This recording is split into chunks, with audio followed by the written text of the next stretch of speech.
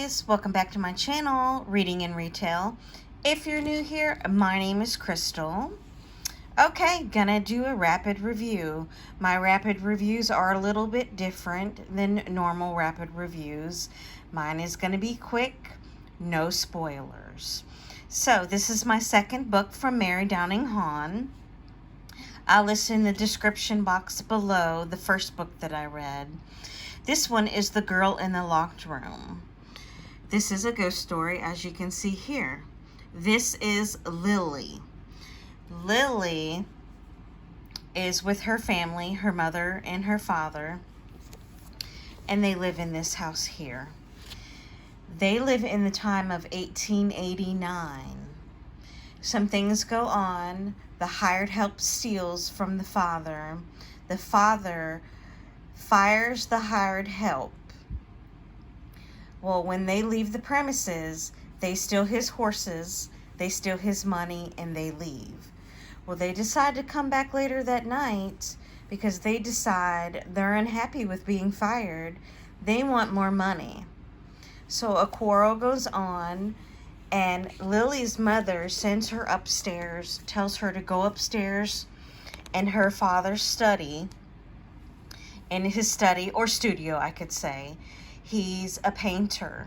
She tells her to go into the room, get into the wardrobe closet, and hide in the back of the clothes. And she promises her daughter, don't leave the wardrobe, hide so nobody can find you, because when the bad men leave, we will come for you. While hiding, Lily hears the arguments. She hears things being knocked over, things being broken. She hears guns being fired. She hears thumps. She does realize that the men killed her parents and they're coming to look for her. So she hears them coming up the stairs. They're pounding on the door to try to get into the study, but they can't get in because the door's locked. So they leave. Now she stays up there. She starts leaving marks on the wall to calculate the days that she's been up there in the room waiting for her parents to come back for her.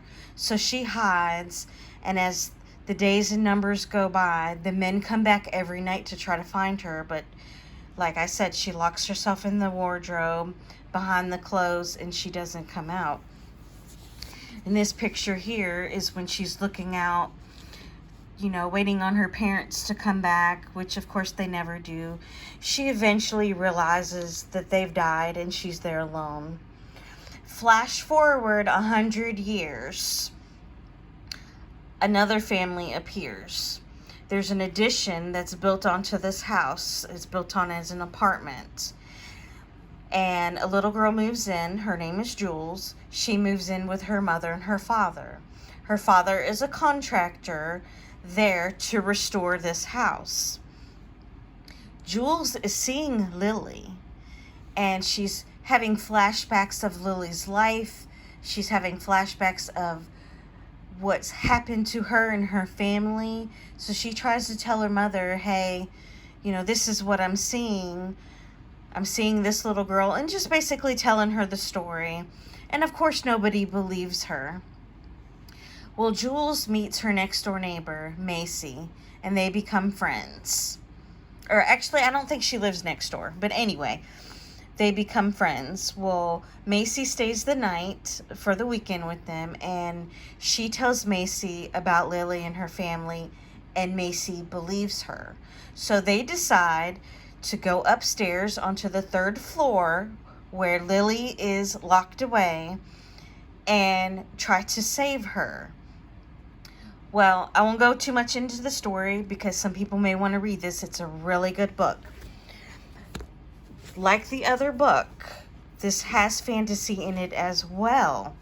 When they go upstairs, and when they go into the house and they go upstairs, they now are in her world of 1889.